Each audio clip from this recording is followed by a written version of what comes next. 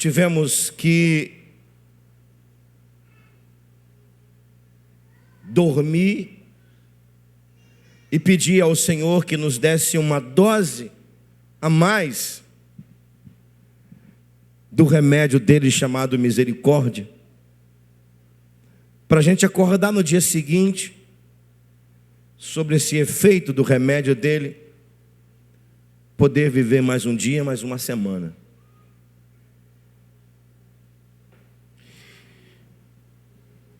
Tivemos que superar nossas crises, nossas limitações, nossas necessidades.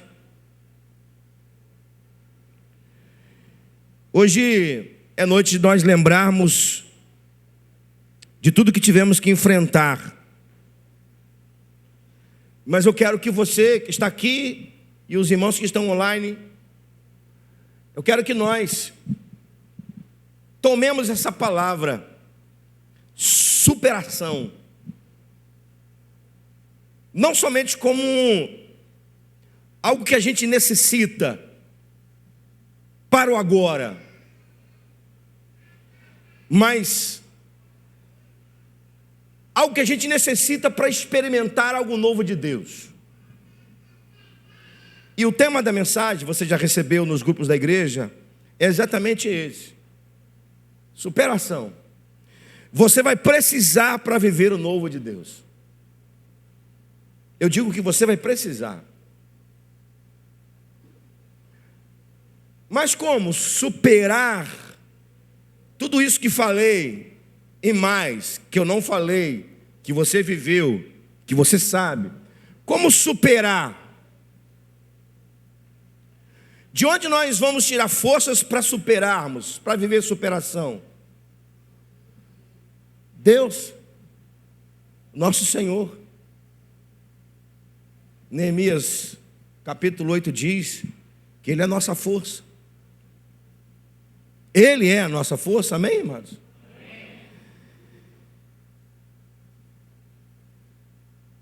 Nada como um texto como esse para nos motivar nessa noite a viver um tempo de superação. Nada como uma mulher como essa, Ana, para nos ensinar muito sobre superação nessa noite.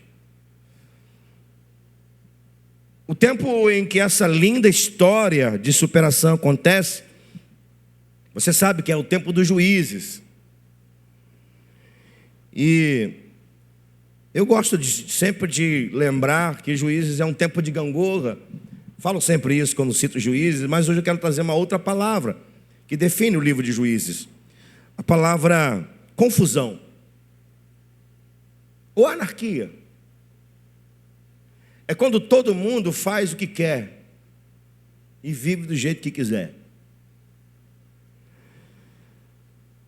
Esse é o tempo dos juízes. E para completar esse tempo, está lá no capítulo 3, vai dizer que a palavra de Deus era muito rara e as visões não eram frequentes. Estou aqui montando com você um cenário, o pano de fundo de que momento ou em que momento era esse. O tempo dos juízes, um tempo de gangorra, um tempo de anarquia, um tempo onde a palavra de Deus era rara e as visões não eram manifestadas. Para completar, era um tempo onde os filhos de Eli, o sacerdote, profanaram até o templo. Eles levavam mulheres para dentro do templo para se relacionarem com elas. Eu tenho aqui uma frase, que vou citar agora no final da mensagem, que define esse tempo.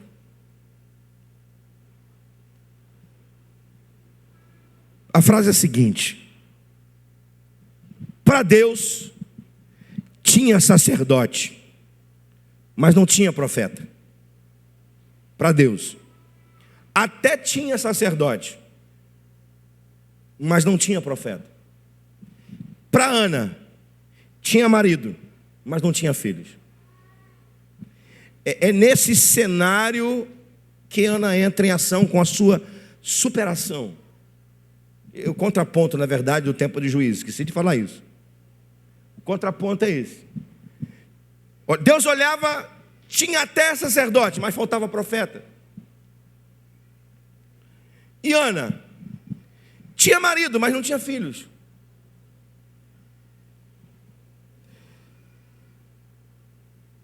O texto diz que Ana vai se superar. E acredite, sua superação em Deus pode preencher lacunas que essa geração precisa. Porque a superação de Ana vai preencher uma lacuna, a de Deus e a dela. Eu quero que você guarde isso. Essa frase, a lacuna de Deus, a lacuna dela. E a sua superação em Deus, ela pode levar você, a sua família, a igreja que você faz parte, a preencher lacunas que estão faltando. Eu vou repetir. A sua superação em Deus, ela pode preencher lacunas que estejam faltando na sua vida, na sua família, na igreja onde você está.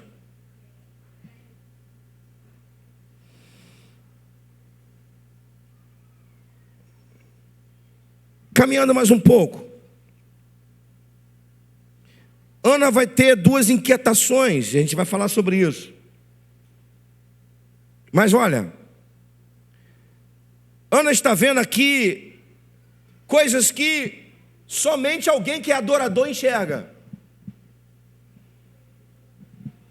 Ela está enxergando omissão sacerdotal de alguém que deveria fazer algo para mudar o quadro e não fazia.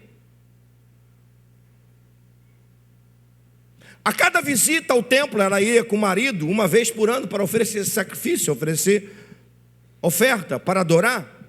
A cada visita ao templo, ano após ano, Ana via isso. O que ela via? Ela via omissão sacerdotal em quem deveria ser exemplo de palavra, de sacerdócio, de serviço. Quem está comigo, diga amém. Enquanto Penina, a outra esposa de Elcana, ela também ia após ano, só que não havia nela o que tinha Ana. Ana tinha sensibilidade de ver, de observar que o povo estava longe de Deus. Penina ia para apenas cumprir um ritual. Não se importava com o que estava acontecendo. Queria viver os seus sentimentos. Então, meus irmãos, nós temos aqui duas gerações. Eu quero que você preste atenção nisso. Nós temos aqui duas gerações. Nós temos uma geração de Penina e nós temos uma geração de Ana. Eu vou te falar as características de uma geração Penina. Uma geração que só vai ao templo para ver defeitos em quem adora de verdade. Uma geração que tem a capacidade de irritar o tempo todo quem está servindo em amor. Tem a capacidade de irritar alguém que está numa busca constante. Nós temos uma geração penina que não se importa com a ausência de Deus e da palavra. É insensível. Não tem a sensibilidade de observar em volta e ver que está faltando Deus.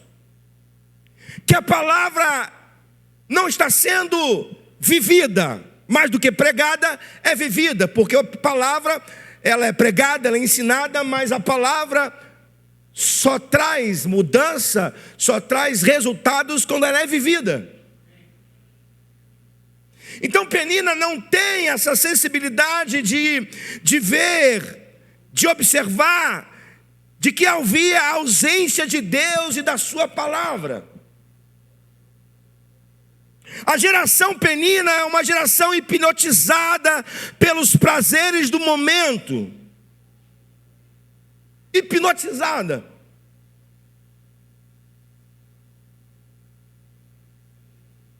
A geração Penina é uma geração religiosa. E não tem nada de piedade. Essa é uma geração Penina. Do outro lado, nós temos uma geração Ana. Quem está comigo, diga amém. Amém. Só para poder, não precisa tomar Dorflex aqui, irmão, senão eu vou ter que tomar Dorflex. Está aqui o Dorflex, mas eu não vou tomar Dorflex. A geração Ana é a geração que ano após ano se supera. Não permanece do mesmo jeito. Culto após culto ela se supera. Culto após culto ela quer mais, ela vive mais, ela deseja mais. O culto não é apenas o entretenimento. O culto não é uma lacuna a ser preenchida, uma hora, uma agenda a ser cumprido. Não. Uma geração Ana é que ano após ano, dia após dias, meses após meses, semanas após semanas, a sua oferta ela é dobrada. Porque o texto vai dizer que Eucana dava a ela a porção dobrada. Agora preste atenção, Eucana dava a porção dobrada por ela,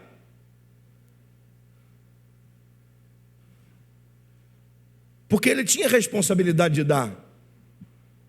Mas isso também significa que Ana tinha no seu coração porção dobrada de sacrifício, de adoração. A geração Ana é a geração que faz em dobro, em triplo, em quádruplo. Porque sabe que Deus não é um Deus que merece glória e honra e louvor pelo que Ele faz. Deus é o Deus que merece honra e louvor pelo que Ele é.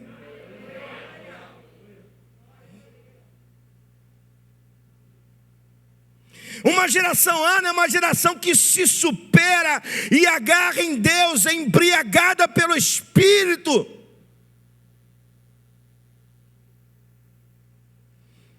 Uma geração Ana preenche as brechas deixadas pela omissão, pela profanação daquilo que é santo.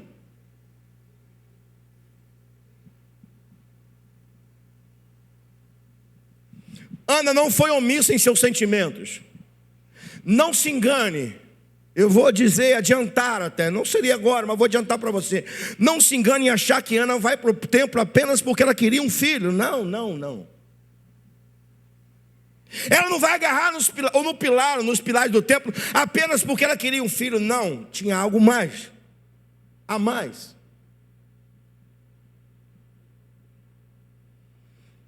Seu sentimento são sentimentos de quem não era omissa.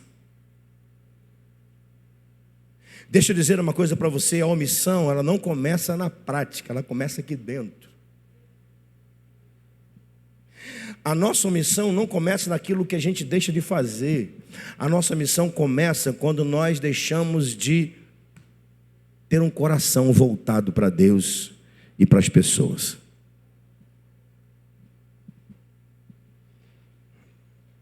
A primeira omissão não é uma atitude.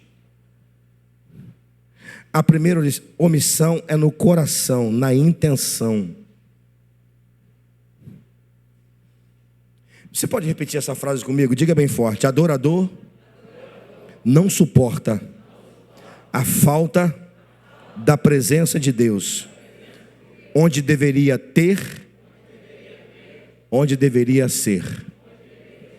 Não suporta, irmão, adorador não suporta.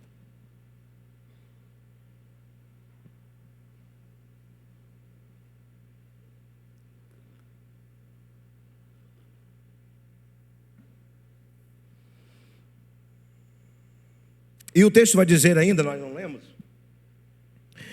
de que Penina provocava Ana incessantemente ou excessivamente para irritar Ana, sua algoz, sua adversária.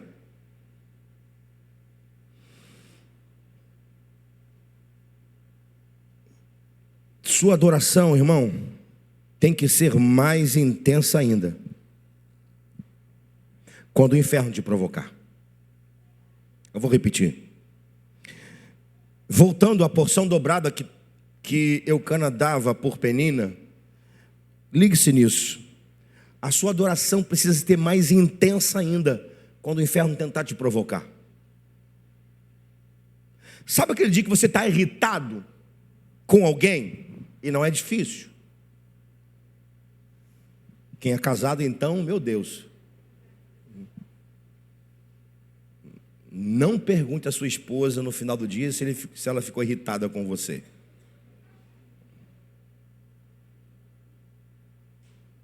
Sabe aquele dia que você está irritado, mas irritado com as provocações do inferno?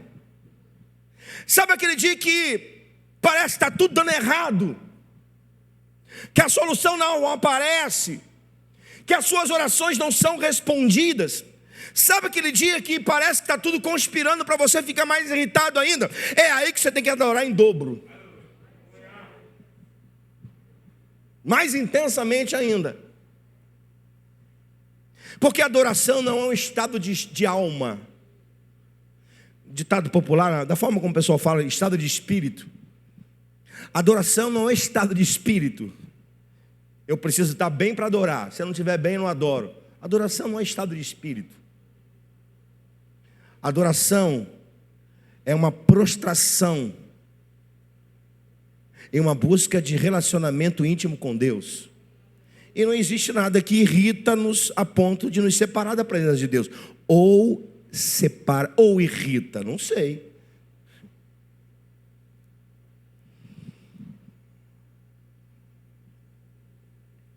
Quando você, meu irmão, minha irmã, começar a adorar a Deus mais intensamente, buscar mais intensamente ainda, nascerá um sentimento poderoso dentro de você, que vai te levar ainda mais na presença, para a presença dEle, ao novo dEle, ao milagre dEle.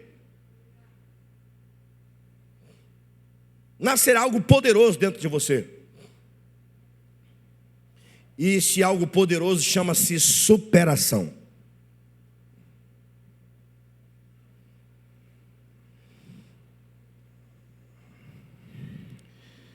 E eu quero que você saia daqui nessa noite forte o suficiente para superar ainda mais os dias que virão pela frente. O ano de 2022 está chegando. Você vai precisar se superar, porque eles não serão dias, senão dias maus. Mas deixa eu te dar uma boa notícia para você que se agarra em Deus. Deus está te vendo. Deus está te vendo. Deus está te vendo. E Ele vai tomar essa sua superação e vai trazer algo novo para a sua vida. Amém, amados? Eu quero caminhar com você. Quero te apresentar aqui, baseado na experiência de Ana, 4 níveis de quem sai do estágio de humilhação. Presta atenção nisso. 4 níveis de quem sai do estágio de humilhação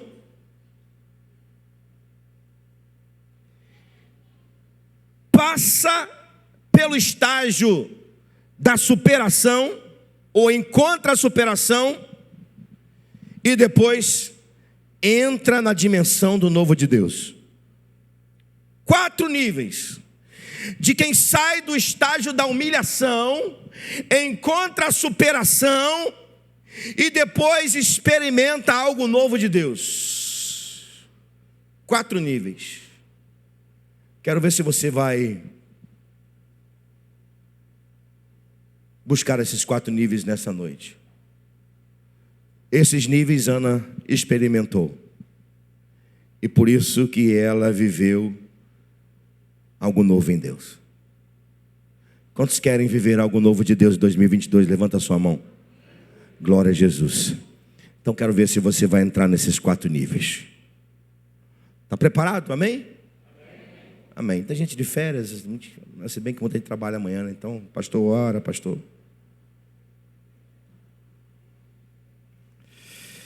Primeiro nível, o nível da inconformidade.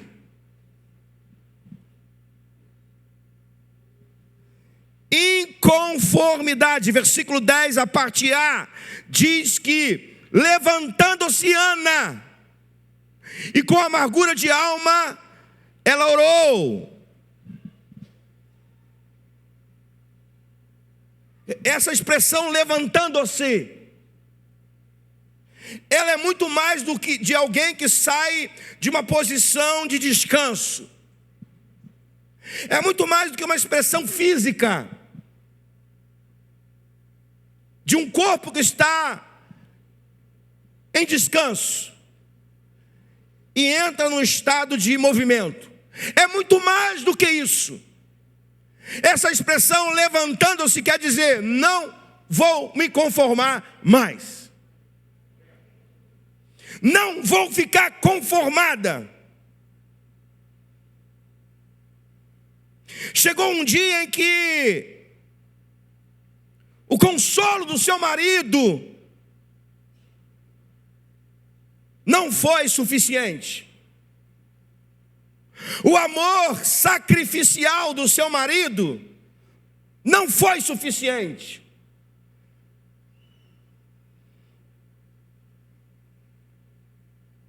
Por isso que o texto nos diz algo assim interessante, irmãos. O texto diz que Eli estava sentado numa cadeira. Preste atenção nesse contraste. Alguém que deveria estar em movimento está sentado, e alguém que está prostrada por causa da humilhação se levanta. Não é à toa que isso aqui está escrito. Alguém que deveria estar impondo as mãos sobre as pessoas que vinham ao templo para buscar a Deus em suas necessidades, está sentado numa cadeira. Alguém que deveria estar pregando profeticamente a palavra de Deus, está quieto, calado, sentado numa cadeira. E Ana então se levanta, inconformada com tudo que estava acontecendo. Então uma motivação tomou conta da sua alma.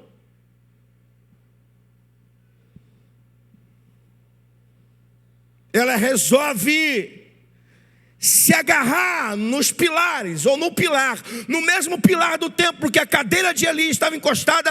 Essa mulher se agarrou nesse pilar, como se estivesse se agarrando nos próprios pés de Deus, igual Jacó se agarrou no anjo.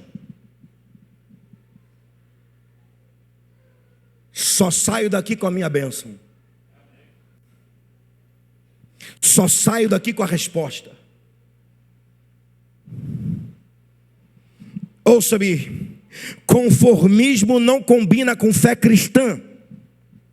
Conformismo combina com comodismo, e comodismo não agrada a Deus. Eu posso repetir: conformismo não combina com fé cristã. Conformismo combina com comodismo, e comodismo não agrada a Deus.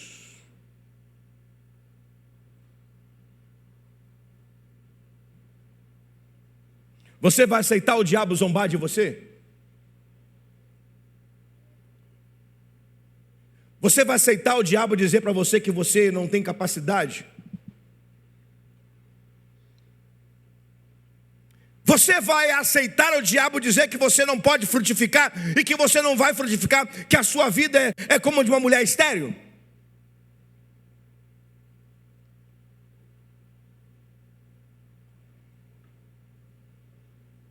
Você vai aceitar o diabo colocar você para baixo? Algo novo precisa ser gerado em você, irmão. Algo novo precisa ser gerado em você, irmã. Algo novo precisa ser gerado em você no ano que vem. E isso não pode ser aquela promessa de final de ano. Eu vou emagrecer, eu vou fazer isso, eu vou fazer aquilo outro, eu vou ler a Bíblia, eu vou orar, eu vou ter minha devoção. Não, não pode ser não. Até porque você não vai conseguir, não vai. Você promete.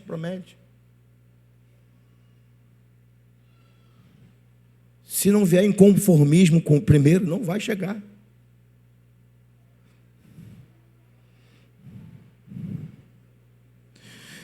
Você pode estar até amargurado. A Bíblia admite a possibilidade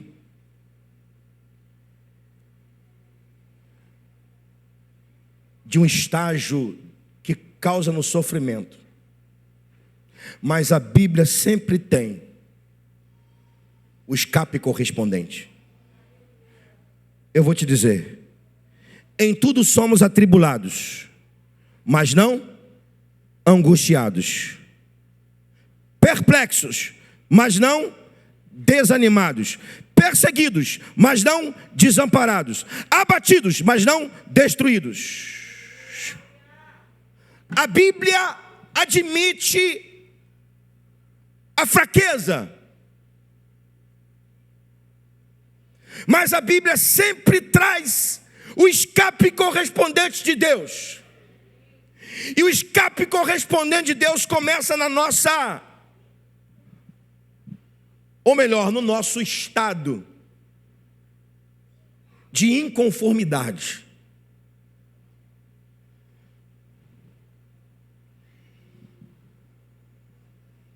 Sabe qual é o problema de quem fica no mesmo estágio? Na inconformidade? Se acomoda? E deixa eu dizer aqui uma coisa: inconformidade não é colocar Deus na parede. Inconformidade não tem nada a ver com Deus, tem a ver comigo e com você. Porque Deus, Ele é imutável. Inconformidade tem a ver com a gente. Deus é o mesmo ontem, hoje e eternamente. Ele não muda. Isso tem a ver com a gente. Sabe qual é o problema quando nós nos conformamos? O problema é que a fila anda.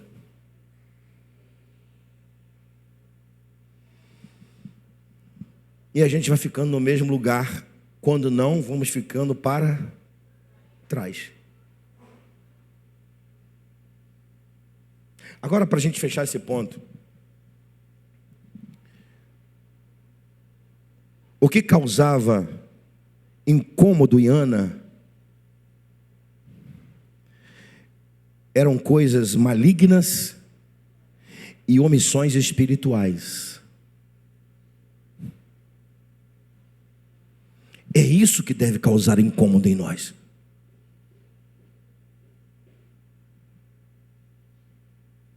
Quando a gente se sentisse incomodado, quando a gente não se conformar, quando a gente se levantar do nosso estado, do nosso estágio, quando a gente passar a viver uma outra realidade, a realidade de se mover em direção ao novo de Deus. Olha, irmãos,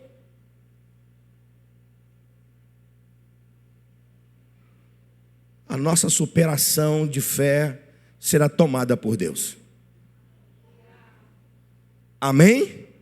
Esse é o primeiro nível. O segundo nível, nível da profundidade. O primeiro nível qual é mesmo? Da inconformidade. O segundo nível da profundidade.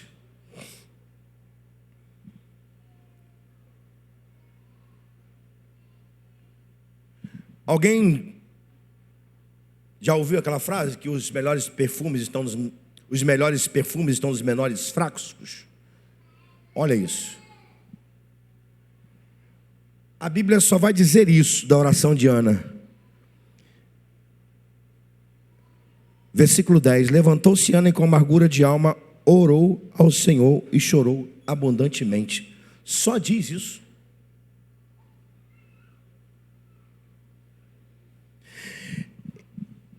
Agora, o fato da Bíblia dizer que ela orou e chorou profundamente, não significa dizer que essa oração foi rasa, foi rala. Pelo contrário, essa oração foi profunda.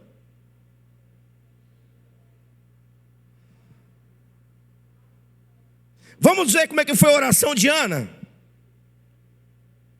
A oração de Ana é uma oração de avivamento, pois não contemplava somente o seu desejo de ser mãe, mas contemplava o mover de Deus para um povo que estava longe dele. Prestou atenção? Eu vou repetir. A oração de Ana é uma oração de avivamento, pois não contemplava somente o seu desejo de ser mãe, mas contemplava o mover de Deus para o seu povo que estava longe dele.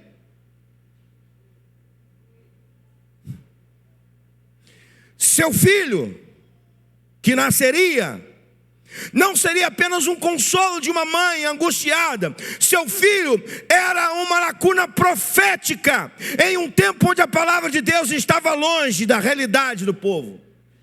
Prestou atenção, irmão? De novo. Seu filho não seria apenas o consolo de uma mãe angustiada. Seu filho era uma lacuna profética em um tempo onde a palavra de Deus estava longe da realidade do povo.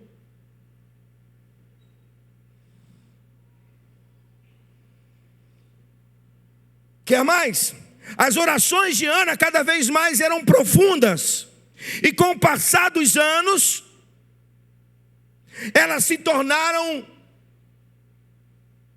regadas por lágrimas.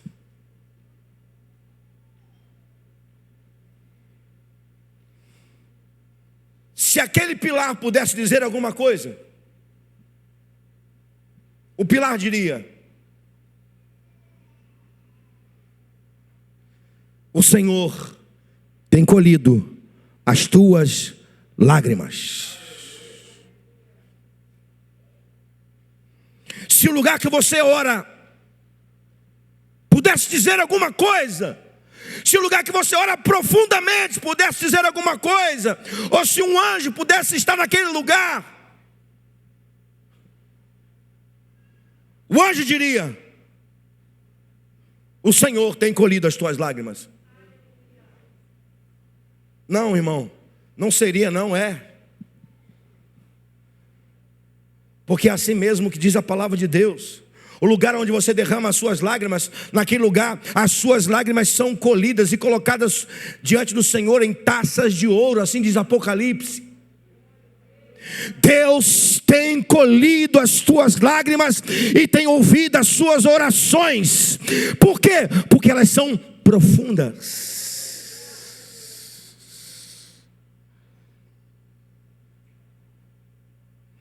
Para você contemplar o além do normal, o novo de Deus, você tem que ir no profundo.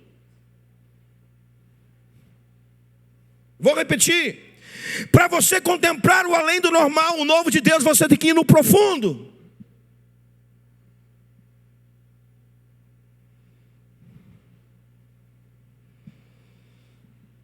Água na canela não te leva para o novo de Deus, porque água na canela não tem esforço. Tem gente com a fé tão rasa, tão rasa, tão rasa, que não passa de água na canela. Sabe, está na hora de uma geração com profundidade.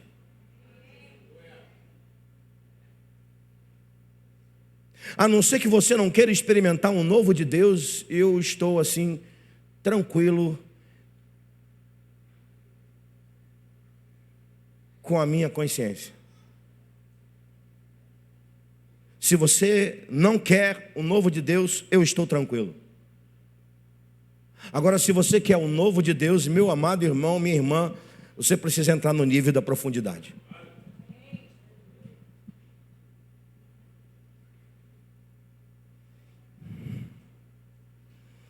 Terceiro nível. Primeiro nível, nível da inconformidade. Segundo nível, nível da profundidade. Terceiro nível, nível da entrega.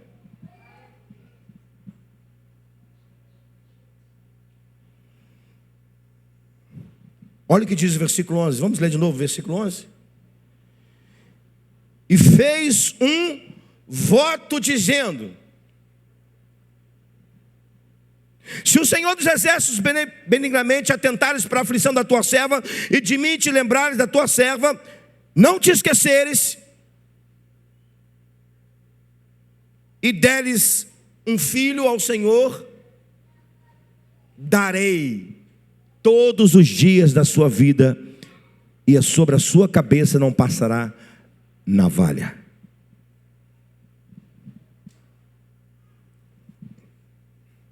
Isso aqui é entrega. O filho nem nasceu. Seu ventre ainda estava infrutífero. Mas ela já estava disposta a dar o seu filho.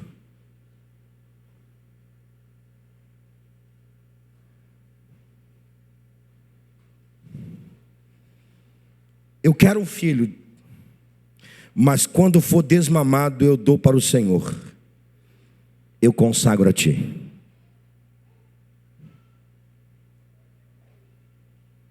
Sabe por que Abraão só foi o pai da fé? Ele só foi o pai da fé porque ele ofereceu seu filho.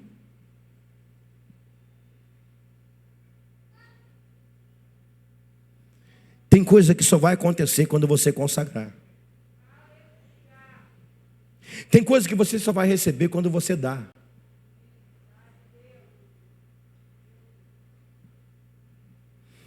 Há um poder incalculável, inimaginável, no ato de dar ao Senhor. E eu não estou falando de coisas, ainda que seja.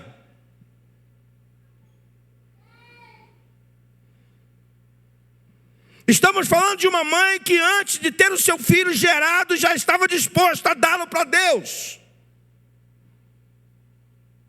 Esse é o nosso problema. Nós queremos ver, tocar, sentir primeiro. Nós queremos desfrutar primeiro. Depois a gente dá para Deus. Quando muito a gente dá o resto. Depois que a gente tem na mão, depois que a gente vê, depois que a gente contempla, a gente não tem coragem de oferecer, de ofertar.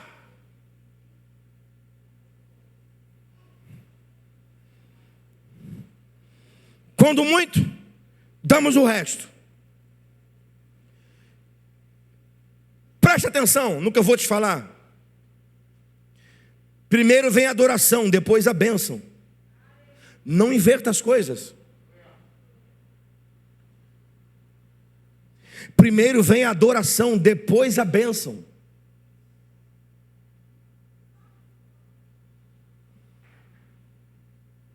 Primeiro nosso coração precisa estar disposto a oferecer, a dar. Depois a gente vai desfrutar da bênção. Isso é um nível de entendimento, querido, querida. Isso é nível de entendimento de quem de fato é adorador. Tudo que Deus me deu, eu primeiro dou a Ele em adoração, e depois eu espero o que Ele vai fazer com aquilo que Ele me deu. O ministério não é meu, é dele.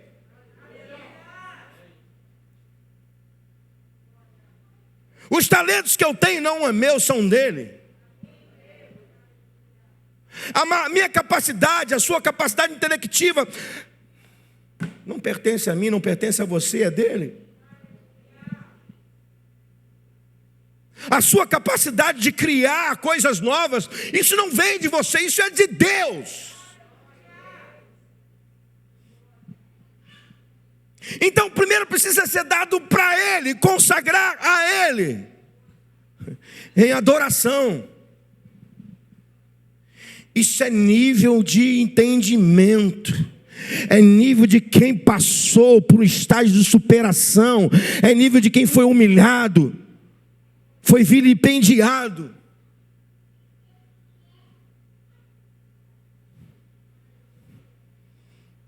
Que tipo de geração somos? Somos a geração que só pede, só quer, ou somos uma geração de adoradores de verdade? Adorador de verdade é entrega total a Deus o tempo todo.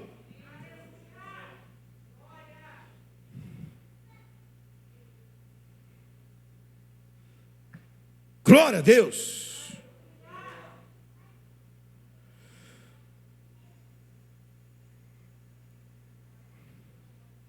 Outro nível, nível do Espírito.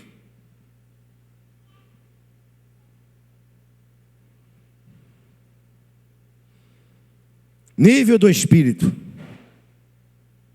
Verso 12. Demorando-se ela no orar perante o Senhor, passou Eli a observar-lhe o movimento dos lábios. Pastor, não está escrito Espírito aqui.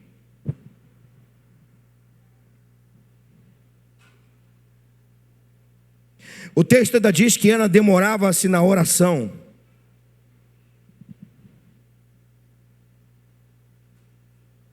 Claro que o fato de uma oração demorada não significa dizer que é uma oração feita no Espírito.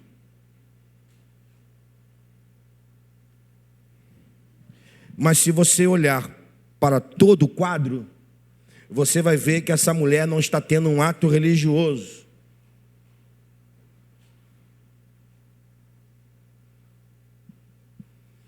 Ela silencia-se. Somente os seus lábios eram balançados.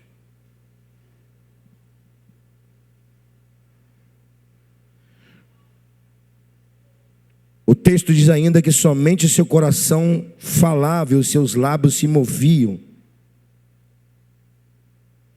Eli a viu como alguém que estava embriagada. Sabia que Eli estava certo?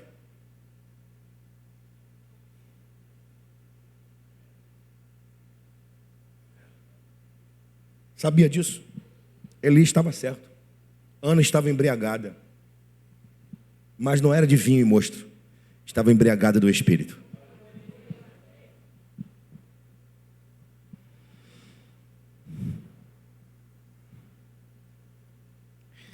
Eli a teve por filha de Belial. Belial, filha de Belial, uma expressão que quer dizer não tem nenhum valor, sem proveito.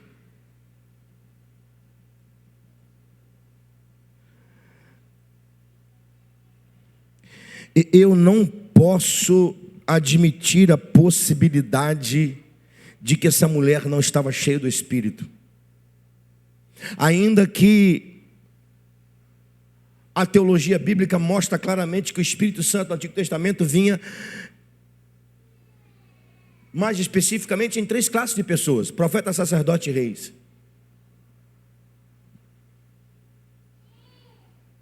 O Espírito vinha, fazia a obra e saía. Mas, irmão, eu não posso conceber a ideia de que essa mulher não estava cheia do Espírito. Por quê? Vou dizer a você. Por que essa mulher estava cheia do Espírito? Primeiro, porque era capaz de deixar do lado de fora do templo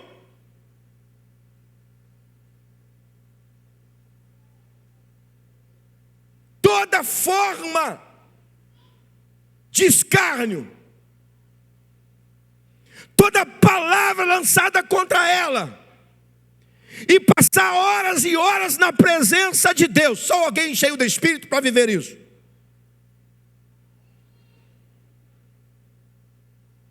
Por que essa mulher estava cheia do Espírito? Porque é alguém capaz de se superar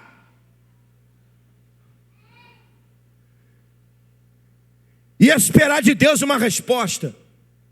Só alguém cheio do Espírito, irmão, para se superar e aguardar de Deus uma resposta quando está precisando. Quem está comigo aqui? Amém? Você está comigo? Amém. Só mais uma. Só alguém cheio do Espírito, e aí é futuro para ela. Só alguém cheio do Espírito para inaugurar, preste atenção nisso que eu vou falar a você. Só alguém cheio do Espírito para inaugurar uma escola de profetas com as suas lágrimas. Você não entendeu, eu vou dizer. Me ajuda aí. Ela orou e teve um filho, amém? Qual o nome do seu filho? Qual o nome do seu filho? Ok, Samuel foi profeta, sacerdote e juiz, amém? Amém, amados? É BT isso aqui. Profeta, sacerdote e juiz, amém? Mas Samuel inaugurou a escola?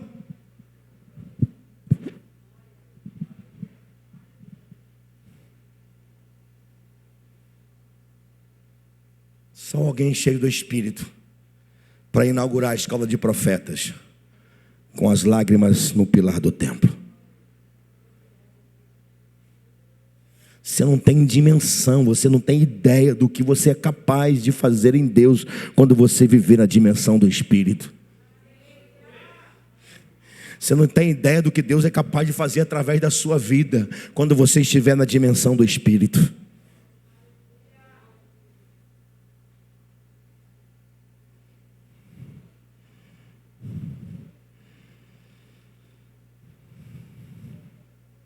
Tudo que Deus quer ver você ir nessa noite, meu irmão, o seu coração tomado pelo Espírito. Aleluias. Aleluias. Último nível da graça. Inconformidade, profundidade, Espírito e graça. O texto diz, versículo 17 e 18, que o mesmo sacerdote que não entendeu o que Ana estava fazendo no templo e achou que ela estava embriagada,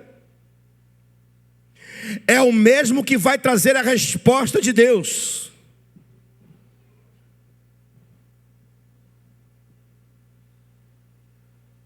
E existem duas palavras aqui que claramente definem graça.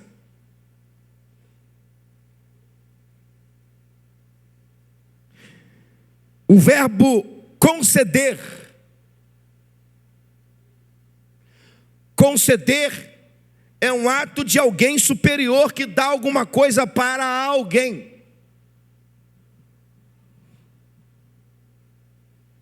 E quem é que está concedendo ou concebendo a Ana um filho? Deus. Então ele está em graça e pela graça presenteando Ana, porque ela chegou nesse nível, nesse estágio chamado graça. A outra palavra é a palavra mercê. A palavra mercê simplesmente significa graça. Mercê da sua graça.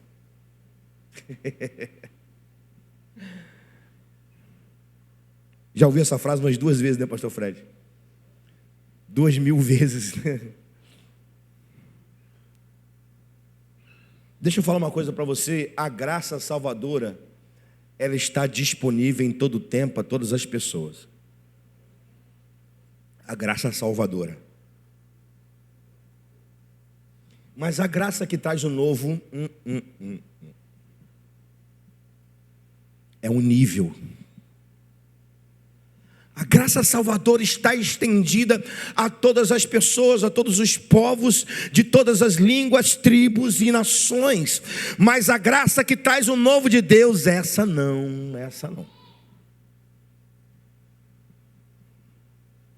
Essa só chega quando há inconformismo, essa só chega quando há entrega, quando há consagração, essa só chega quando o Espírito toma.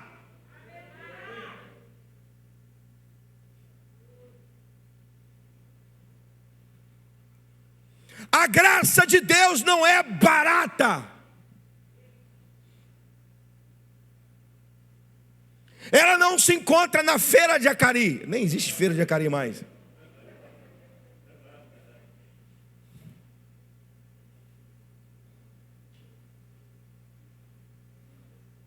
A graça que traz o novo de Deus, a graça que traz o quebrantamento do Espírito, a graça que traz o avivamento, a graça que traz milagre, essa só vem com inconformidade, essa só vem quando há consagração, essa só vem quando entramos na dimensão do Espírito. Aí ela vem.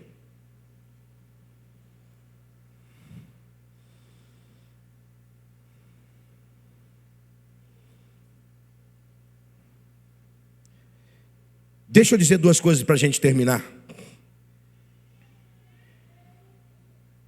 Isso é para quem quer se superar.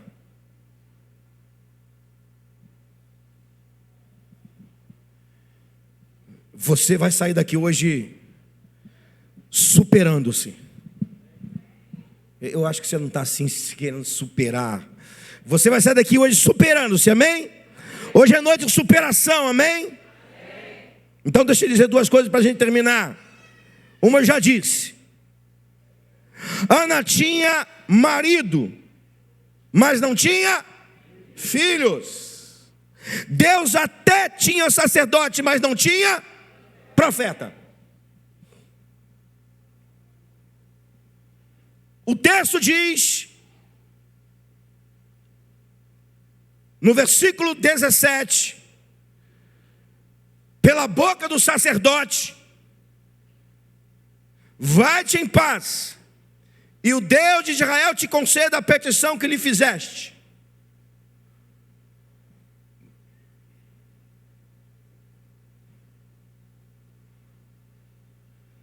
Sabe o que está acontecendo aqui, irmão? Alinhamento do céu com a terra, da terra com o céu.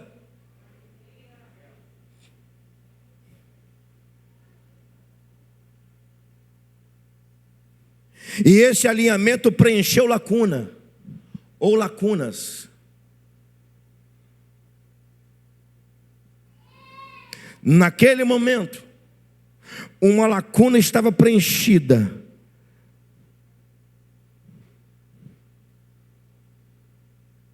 A terra receberia um profeta. E Deus do céu daria a esse profeta a Ana, e ela teria um filho. O filho de Ana era o profeta, o mesmo profeta de Deus. O profeta de Deus era o filho de Ana. Alinhamento.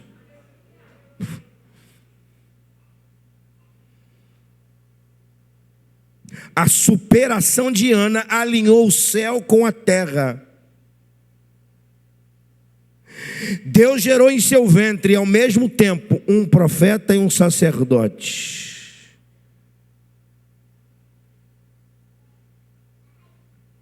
Deixa eu terminar dizendo a segunda coisa. O que Ana foi fazer no templo? Lógico, ela foi pedir um filho.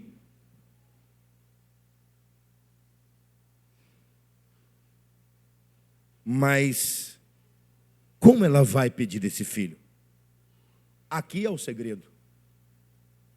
Ela diz: vim derramar minha alma perante o Senhor. Repita comigo essa expressão de Ana, diz: vim derramar minha alma perante o Senhor. Só os irmãos para eu tomar minha água.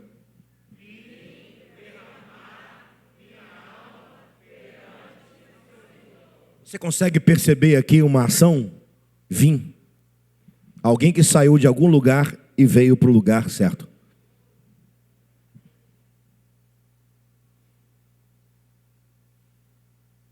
Superação.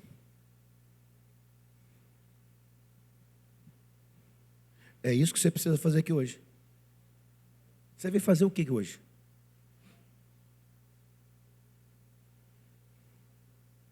Entendeu não? Agora eu vou falar para você. Não precisa você dizer não. Eu vou dizer. Vim aqui nessa noite para esse altar derramar a minha alma perante o Senhor.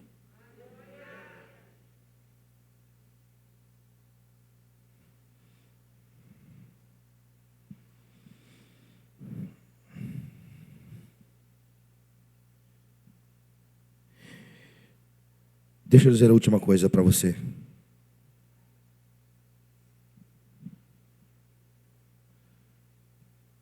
E é uma questão humana simples. Como estava a alma dessa mulher ao entrar no templo? Ferida. Precisando liberar perdão. Ouça também a última coisa que eu te falo. Diz o texto que o seu semblante já não era mais o mesmo. Amém? Deixa eu abrir de novo aqui. Fechei, deixa eu abrir de novo. O último texto que a gente leu. Seu semblante já não era mais triste. Era alegre. Ela sai do templo curada. Vou repetir. Ela sai curada. Curada em seu ventre. Porque a partir de agora seu ventre se tornou frutífero. E ela sai curada de alma. Por quê? Porque ela não precisava mais se fechar em tristeza por causa de alguém. Ela agora estava pronta para liberar perdão para esse alguém que a feriu. Sabe por que tem gente que não consegue frutificar na igreja? Porque entra em um templo como esse, entra em uma reunião e entra carregado de mágoa, ressentimento, tristeza. Mas quando você chega na presença de Deus, Deus quer curar você, para você frutificar e liberar perdão para quem necessitar.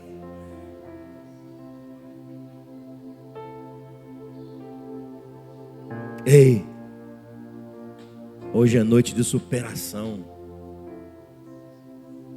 É noite de você superar os seus obstáculos. Deixa eu te perguntar quais são os seus obstáculos. Quais são os seus obstáculos? O que te impede de frutificar? O que te impede de ser abençoado? O que te impede de ser alguém, ser usado por Deus? O que te impede? O que te coloca para baixo? O que te faz ser uma pessoa repetitiva, fazendo as mesmas coisas, do mesmo jeito, sem nada mudar? O que te impede? Eu não sei. Nem sei se você é assim. Porque apesar de ser seu pastor, não te conheço. Não conheço nem direito a minha esposa. E acho que vou viver a vida inteira com ela, o restante da minha vida, e vou conhecê-la um pouco a cada dia.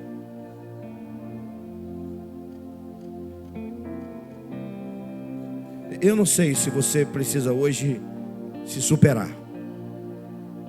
Eu sei de uma coisa, que se você se superar e sair desse estágio de prostração, de comodismo, você vai ser surpreendido por Deus. Isso eu sei. Quem sai do estágio de comodismo, se superando, encontra a resposta de Deus. A última palavra de Eli para essa mulher foi: vai, e o Deus do céu conceda o que está no seu coração. Eu tenho certeza que tem alguma coisa no seu coração hoje que Deus quer conceder, mas você precisa superar. Eu queria que você saísse do seu lugar, irmão. Vem derramar sua alma perante o Senhor. Os irmãos vão ministrar um louvor aqui. O pastor Fred vai conduzir esse momento. Eu quero que você entre em 2022 se superando. Essa é a palavra que define nossa vida agora: superação. Eu quero que você saia daqui hoje se superando, para ser surpreendido por Deus. Eu vou repetir mais uma vez só essa frase. Eu quero que você, e não é frase de efeito, eu quero que você saia daqui nessa noite se superando, para você ser surpreendido por Deus.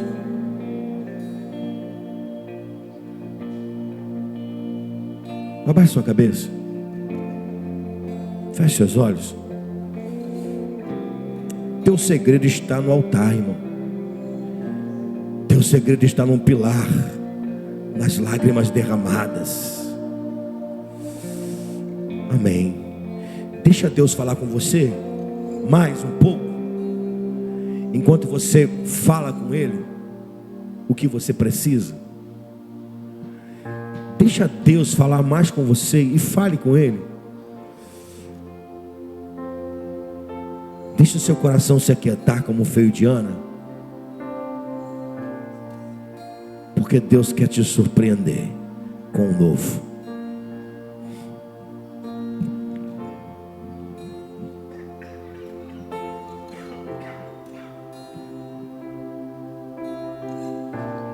Nosso amigo Santo